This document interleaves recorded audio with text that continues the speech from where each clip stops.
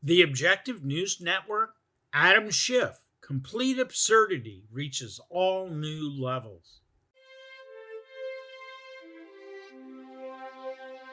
This is John Hnatio reporting for the Objective News Network.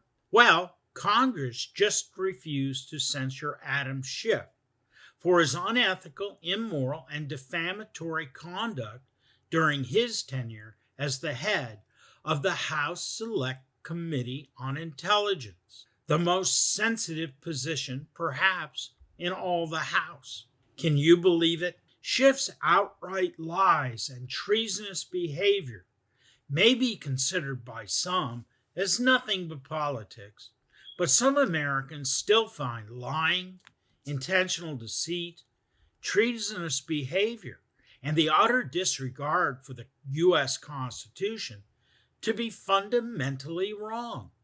And yet, the U.S. House of Representatives, including some Republicans, refused to censure Adam Schiff for his role in the Russiagate scandal and so much more. The U.S. House of Representatives should be ashamed of itself for allowing such unscrupulous behavior by a member of Congress.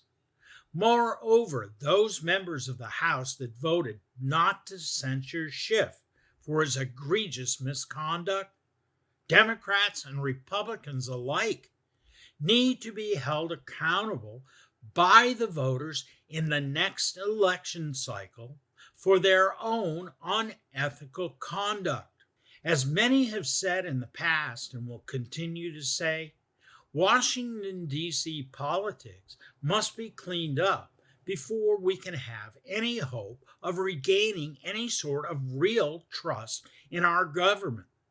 Just consider a few things that are going on in America as the result of totally dishonest men like Adam Schiff that have formed the basis for so many of our news stories over the past month. For example, the emergence of two rules of law in America, one for the politically correct and another for those citizens who long for an honest debate of the issues, achieving consensus based on the majority view and working to keep America the greatest nation on earth. The whole-scale corruption by the Democrat political weaponization of critical institutions of our government, like the U.S. intelligence community, the U.S. court system, the Department of Justice, and other agencies of what is supposed to be our own government.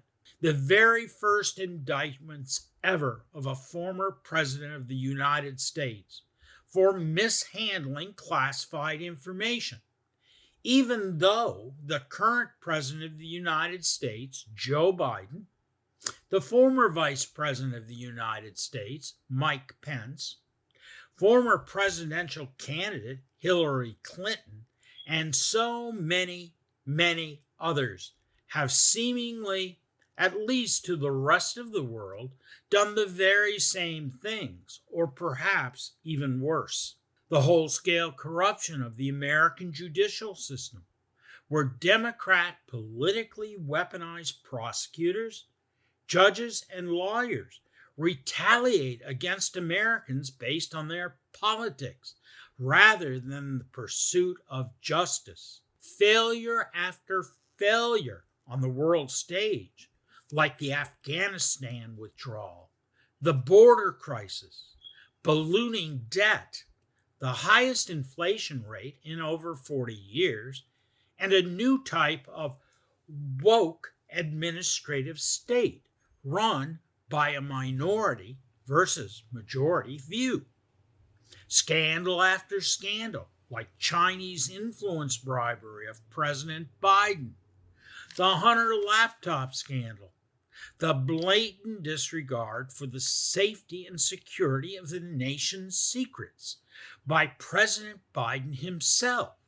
And the list just goes on and on and on to make the presidency of Joe Biden among the most corrupt and scandal-laden in the whole history of the United States of America, the whole-scale disintegration of societal order in major cities across the United States, the demise of a free press by a minority versus majority view of biased, woke, mis- and disinformation, and attacks on the basic values that have guided the nation since its inception. With the Adam Schiff debacle, it is now apparent that neither the Republican or Democrat parties have the integrity, moral fortitude, or share the values of the majority of Americans. Perhaps it is time for us to create a new political party in America to take hold of the situation, to get America back on track. It is what it is for June 21st, 2023. This is John Hnatio reporting for the Objective News Network, and thank you for watching. We will see you the next time.